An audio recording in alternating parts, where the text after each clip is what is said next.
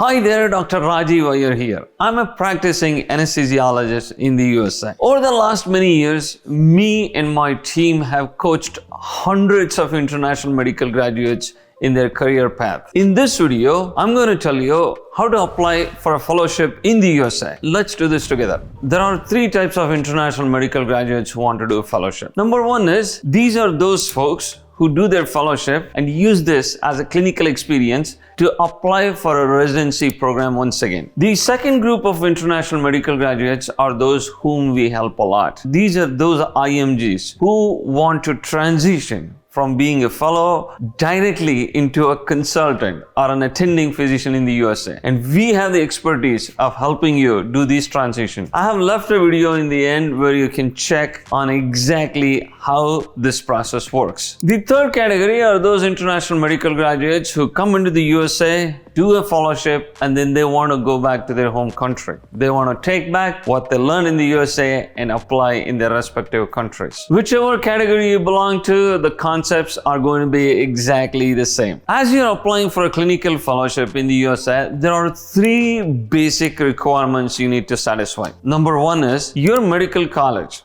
or medical school must be recognized by World Health Organization, and you must have a sponsor note from ECFMG in that. If you belong to a country that is WFME accredited, that's fantastic. Irrespective of your WFME accreditation status, you can apply for the fellowship in the USA. Here is the second requirement. You must have completed your PG or residency training from your home country. Basically, in your home country, you must already be a recognized specialist holding a specialist license. The third important thing is you must be ECFMG certified, meaning you must have completed your USMLE Step 1, Step 2 clinical knowledge, and the English exam occupational English test or the OET. Sure, there are many exceptions to this, but it's always better if you're ECFMG certified. If you've already completed Step 3, that's fantastic. The next step is finding a fellowship of your specialization. Now, let's say you're an anesthesiologist in your home country. You would be looking for a fellowship that is subspecialized in anesthesia. On the other hand, if you're a radiologist, of course, you would be looking for fellowships in radiology. If you're certified in internal medicine, you have a lot of options. You have cardiology, endocrinology, rheumatology, and many others. Once you know what you must be doing your fellowship in, here's how you approach the next steps. I'm going to use an example. Let's say you're someone who is specialized in anesthesiology and you're interested in doing a fellowship in pediatric anesthesiology. Now, these concepts would exactly be similar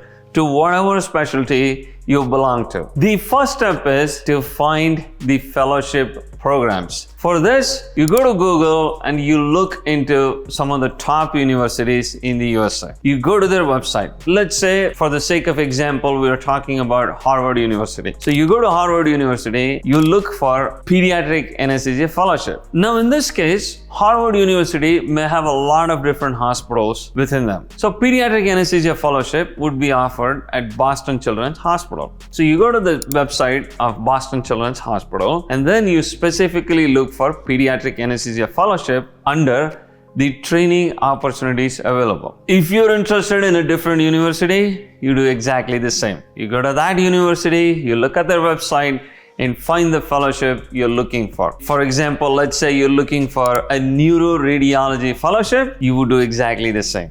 Or you're looking for a fellowship in endocrine, same approach. Now, you read through the requirements of the fellowship, you will find the name and the email of the program directors. Many times the email may not be shown, but there are many ways of finding the emails of program directors. Now, once you look at the requirements, you see what all documents they're asking for. The most common documents you would need to be submitting are your CV. Your CV should be very refined. It should be fantastic, very nicely and thoroughly with no grammatical errors or any inaccuracies. The second thing is that you would need a cover letter. We usually recommend writing a 2-page cover letter. In this cover letter, you would say a little bit about your training your background, and the values you bring into the program, and why you need the fellowship, and what things you would be getting from that fellowship. Now, we have the expertise in crafting these CVs and cover letters, and we make it read in such a way that the program really likes what we write, because we know what exactly the programs are looking for. If you need our help, you can always go to our website, imgsecrets.com, and book an appointment from there. We can sit and talk, and then we would be very happy to guide you with your application. The other thing you would need is usually the ECFMG certificate. So basically, you would write an email. The email body would consist of the fact that you would be applying for this fellowship, a bit of your background, not too long, keep the email summary pretty short, and then you would say you're attaching your CV, your cover letter, your ECFMG certificate, and any other documents the program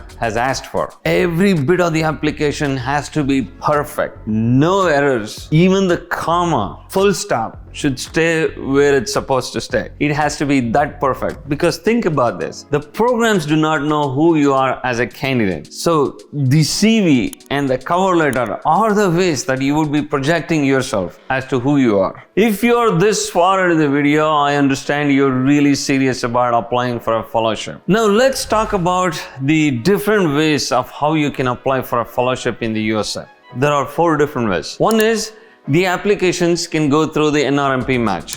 The second thing is there is something called San Francisco match or the SF match. The third thing is very specific for urology. It's called a urology match. And the fourth thing is you're directly going to send your application to the program director. Now, I'm going to tell you, I was helping an IMG who is a neurosurgeon, very interested in doing a fellowship, and we decided to put through his application through San Francisco match. So it really depends on what your specialization is and how you're approaching this. You could use any of these routes. Many times for IMGs, you may not be eligible to go through the NRMP match process, the SF match process, or the urology match process. Hence, if you're not sure of which way to take, just email to the program director. On the other hand, if you want to send a perfect application to exactly the specific person, this is where you get our help, where we can guide you through the process. The program will then review your application. If they like you, they would call you for an interview, which is most likely going to be a video interview.